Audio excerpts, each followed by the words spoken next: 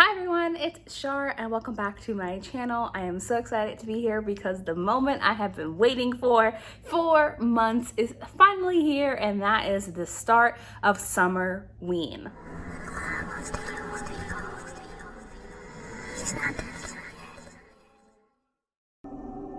Now, I'm so excited for Summerween because I am a spooky gal. I love Halloween. As you can tell, I was born in October, early October, and I desperately wanted a Halloween birthday, but it was not to be. So I love Halloween. It is my favorite holiday. I like thrillers, I like horrors, I like a good scare. I don't love summer, so Summerween is a nice way for me to break it up. The main reason I don't love summer is look at my fucking face. This is sweat. It's hot.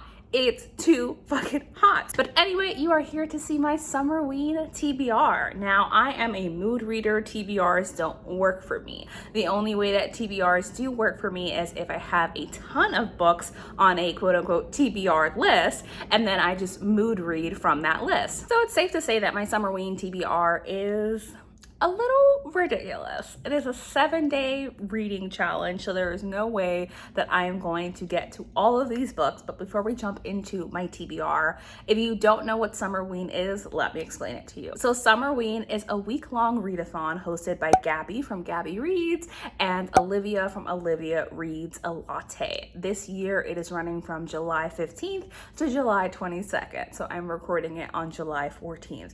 And what it is just a bunch of people getting together and reading some spooky ass books. This year there are 5 reading prompts for Summerween. I will say I'm not going to be sticking to these too much, but if a book can fit the prompt, then I will go ahead and let it fit that prompt. So the Summerween prompts are to read a book in the dark, to read a book with Halloween colors on the cover. For me, I associate that with orange, purple, reds, blacks, greens. That's what I associate with Halloween colors. Read a book with haunt in the title. Read a slasher and make yourself a spooky or fall themed treat. Now, I have lots of fun plans for Summerween. I'm going to be watching some scary movies. I'm going to bake an apple pie because that's the easiest thing for me to access, and I love me some apple pie.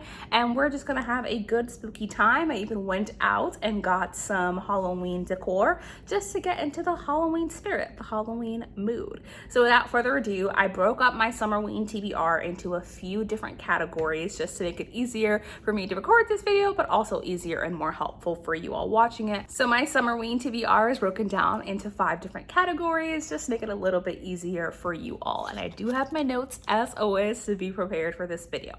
So the first category is theme park or amusement park. A horror book set in a theme park or an amusement park, something adventurous, something spooky, something that gives me goosebumps, one night at Horrorland vibes. The second category is creepy ass fucking house. A haunted house is what we're going for. The third category is creepy ass fucking people. People just being not passing the vibe check, shall we say. Then we have an isolated mystery and thriller as the fourth category, and the final category is paranormal / general supernatural vibes, which covers the remainder of the book. So let's start with the 2 categories that are the most similar, or at least have the most similar name. So the 2 categories we're gonna start with is creepy ass fucking house and creepy ass fucking people. So let's start with my first book on creepy ass fucking house. So the first book on this list is The Family Upstairs by Lisa Jewell. Now, I don't know much about this book, but I did see it on Leanne's channel. I'll have it linked below, and I'll also pop a picture up in the video. But what I do know about this book is that we're following a girl named Libby. She has just moved back to her home and receives a letter she's been waiting for her whole life, essentially telling her more about her birth parents, her birth family, and she finds out that she is the sole inheritor to a beautiful house in London. So of course, she takes it and she goes and moves there. And 25 years before this happens, a family did live there, and the police got calls of a baby kind of screaming and wailing in the house, and no one was doing anything about it. But when the police arrived, the baby was in the crib, happy as can be, but the baby's entire family was downstairs, dead, all dressed in black, and there were 4 children missing from the family. So this is where the book picks up. I am so excited to read this. It sounds like something that that is right up my alley. And as you can see by my background, I think this can fit into the Halloween color scheme because we've got purple, we've got greens, and we've got lots of black. The next book I'll be reading for Summerween in the category of creepy ass fucking house is The Haunting of Rookwood House. Now, this is a book by Darcy Coates. I'll be reading this on Kindle Unlimited because most of Darcy Coates' books, if not all of them, are on KU. So this book is about a man named Guy. He is in his mother's house clearing out the attic, and while he's doing that, he finds a deed to an old house. Now, Guy is really struggling with life, struggling with finances, and the deed to this house allows him to have a place to live. So of course he takes it up and he goes and lives in this house. But there's a reason that Rookwood House is abandoned. 40 years ago, the family who lived in Rookwood House were being tormented. Why do I keep saying tormented? Tormented by this woman who lived in the house.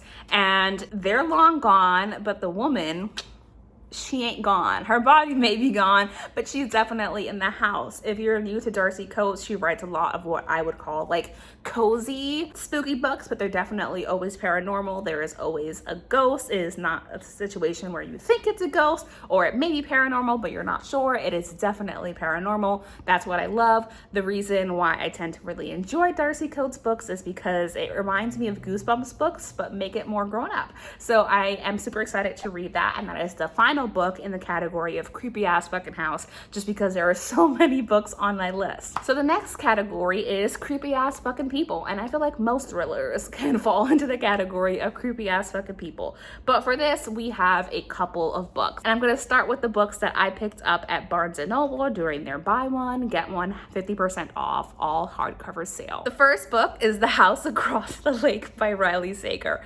Now I'm laughing because I did not actually intend to read this book. You can see it's brand new. I got it for $13 at Barnes & Noble, but I've enjoyed pretty much all of the Riley Sagers that I've read. I've read 3 at this point. I read Home Before Dark, I read Lock Every Door, and I read Survive the Night. Now, Survive the Night has a bit of a reputation, but I didn't hate Survive the Night. I took it for what it was, and I just took it to be like a cheesy, over-the-top, ridiculous book. Was it good? No. But did I have a good time in reading it? Yes. But I was not going to read this book just because it doesn't sound like my thing. It reminded me of a movie that I saw, and I was like, I don't know if I want to read that story. What changed my mind is that I was watching Elizabeth from Reading Riley, her vlog where she read this book. The spoiler version of the vlog is what I read. Now, Elizabeth ended up hating this book, but she mentioned something about the ending that intrigued me. So even though I know how this book ends, I'm super excited to read about how we got to that point. And I've given you all this information without telling you what the book is actually about. The House Across the Lake follows a former actress who has moved to like a very quiet, secluded area to escape some bad press. One day she sees this woman drowning in the lake and she saves her. But as she's watching the family who lives in the house across the lake, she suspects that the woman's husband has something to do with why she was drowning, and that perhaps the woman is in danger from her husband and it is an abusive situation. So she's trying to figure out what exactly is going on in the house across the lake. But I am just excited to give it a go. I've never owned a Riley Sager. I like this cover as a pretty shallow reason to read it. I also just want to see how we get to the ending of this book. What led to that conclusion, and does it make any sense? The second book that I picked up in the Barnes & Noble sale was Hidden Pictures, and this is by Jason. I can't read backwards, but I picked this up obviously inspired by Gabby Reed's, because I know that she read it, she really enjoyed it. I've looked at it for like a month or so, just at Target whenever I would go. I would just browse it. There's a lot of really pretty images in here. Let me see if I can find one. So it's just filled of really pretty images. So what this book is about is our main character has left rehab and she goes to nanny for this pretty affluent family. I believe the father is a director. And while she's there in the house, the son that she's nannying for starts drawing these increasingly creepy pictures. So as the days pass, the kid's drawings get creepier and creepier, more sinister, and our main character starts to suspect that the kid is actually drawing something related to a murder and that maybe there are some supernatural forces at play. This sounds right up my alley. A creepy kid, beautiful art. I read the first chapter of this when I was first considering buying the book, and I just keep moving it all over the screen. But I really enjoyed that first chapter, and I'm intrigued to give this a go. It could also fall in the category of Halloween covers because of that beautiful like blood red on the cover, but it will probably fit into the prompt for me. But that is my second book in the category of people are fucking creepy / creepy ass fucking people, which moves us on to our third category, which will be theme parks and amusement park themed horror. So of course we're going to start with a classic, and that is Jurassic Park. I am so bad with last names. Anyway, you see the book right here in my hands. I also picked this up at Barnes & Noble during the sale, but it wasn't on sale. So this is largely inspired by Gavin. But I also saw this book on a list for horror set at an amusement park. Obviously, the Jurassic Park movies are a huge empire. Like everyone knows the Jurassic Park movies. I remember watching the first Jurassic Park on a bus on my way home from a summer camp field trip when I would have been like 6 years old, if that, and it absolutely terrified me. And apparently the book is even scarier than the movies make it out to be. I love dinosaurs. I love theme park based horrors, so this seems like a no-brainer to me. Now I don't know I'll actually get to it to Summerween. It's a mass market paperback, so it's a little bit different size, but it's still a pretty chunky and lengthy book. You can see the font is tiny, so this might just take me a little bit too long to read during Summerween, but it is still part of my Summerween TBR for the amusement / theme park vibe, in case the mood strikes me to read an amusement park horror. The next book on my amusement park horror book vibe is Kill River. I saw this book on Gabby's Instagram and it immediately intrigued me because, as you can see, the cover is actually really, really pretty and just so interesting and definitely gives you that haunted vibe. So this book follows 4 13-year-old categories, and one day they decide to go on this river, sneak away from everyone, and go down the rapids, and they end up in an abandoned water park where all the rides apparently are still functioning. Now they, of course, being 13-year-olds, are so excited. This seems like such a fun adventure, a dream for a child, essentially, having an entire amusement park, an entire water park for just you and your friends. But of course, red flags, red flags. Why is an abandoned amusement park still having functional rides? And of course, I think there is a monster who comes in. There are some really creepy, spooky vibes.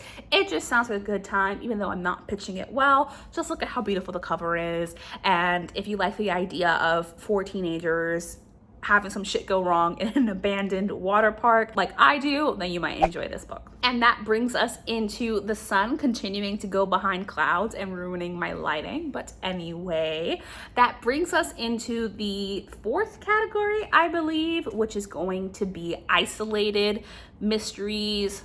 3rd category, 4th category, I think it's the 4th category, which is going to be isolated mysteries, thrillers, just closed circle kind of things going on. I have 3 books that can fit into this category. They are all physical books. The first book that I have is The Woods Are Always Watching by Stephanie Perkins. Now, I read There's Someone Inside of Your House last year in like May, and I actually really enjoyed it. It was a super fun slasher. I cared about the category, the characters, and I think that it hit all the beats that I wanted it to hit. I was not initially going to read this book, but it's super short, and you can see by this little remainder of the thrift store tag, it was pretty cheap. I think I bought this for like 60 cents or something like that. So I'm excited to read it. What it is best friends, Nina and Josie, they decide to go on a hike in the woods. Days pass, it gets really tense. There's a lot of tension between them, and they are essentially isolated and stranded in these woods.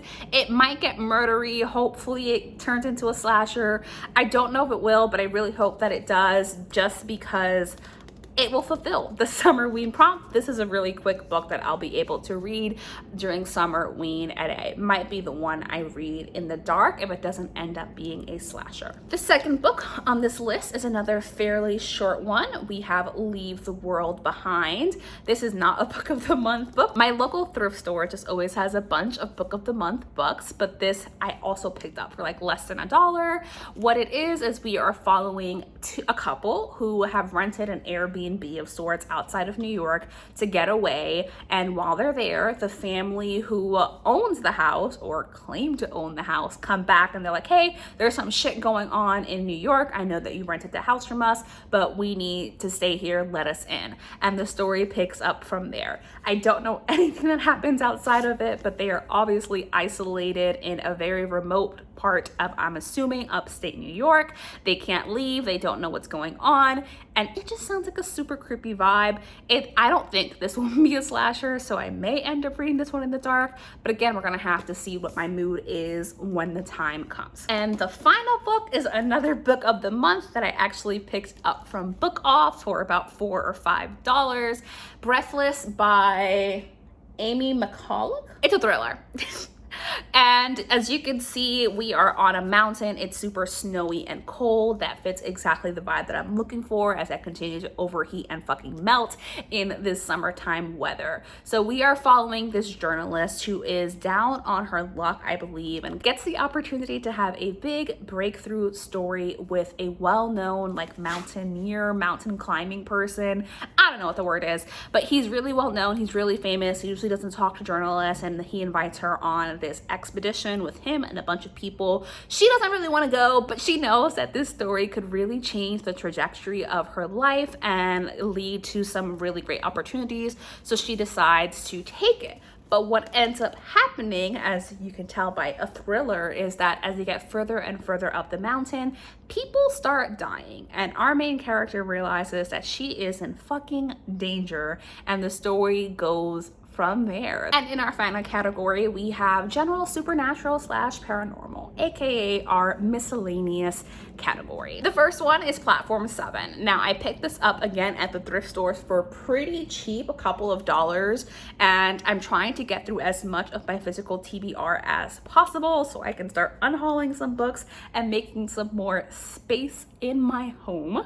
But this book follows a man who is on Platform 7, and this woman knows that he has made the decision to take his own life by walking in front of an incoming train, and she has to figure out how to stop him. Now, the twist is, and not a twist like a plot twist, like literally the twist in the summary, is that this woman's already dead. She is already dead, and she's, I think, trying to solve her own death. Is that right? She's already dead, and she's trying to figure out how these two are connected and why she's here with this man at this point in his life. I haven't heard great things about it. It's fairly long, but it's still something I think I might enjoy. But it is a Summerween hopeful, so I think I might get to it, but I may not. And if I don't, that's fine. The next two I have borrowed from my library. So the first one is Slewfoot.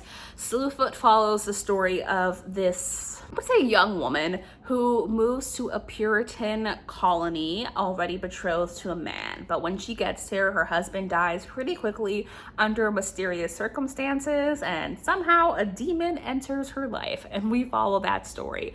I don't know much outside of that other than I know that Katie Colson really likes it, and I know that it's full of beautiful illustrations. It sounds like my thing. Again, kind of like the gothic fairy tale, but make it supernatural. Sounds right up my alley. So I'm super excited to give that a go, although I do believe it's like a 500-page book, but it has a deadline because it's a library book. So hopefully that motivates me to read it and read it quickly. And the second library book that I have is something that I actually started in June, but wanted to hold off on finishing to complete during Summerween, and that is 13th. This story follows 3 middle school age children, and in their town, children tend to disappear when they turn 13, and the kids are wrapped up in some kind of mystery. Our main character has actually moved to this town due to pretty tragic circumstances and is now living with her aunt and her uncle. And we're following the story of these 3 kids trying to figure out what this curse is, trying to solve the mystery before they disappear themselves. That is a middle grade book, which I typically don't read, so I'm super excited to give that a go. And because I'm already a couple of chapters into it, I think I'll finish it pretty quickly. So that's it. That's all of the books that I have on my Summerween TBR for this year. I participated last year too, but of course I wasn't on BookTube or on any social media at that time. So I'm super excited to take you all on that journey with me. I will be vlogging every single day of Summerween. I probably won't post every day because it takes 5 fucking hours for a video to upload onto my channel, but I definitely will be vlogging every day and posting as often as I can to give you updates on what I'm reading. So if you want to hear any of my thoughts and my live reactions as I read these books, do make sure to subscribe. As always, thank you so much for being here. Thank you for watching this video, and let me know if you're participating in Summerween and what's on your TBR. Bye!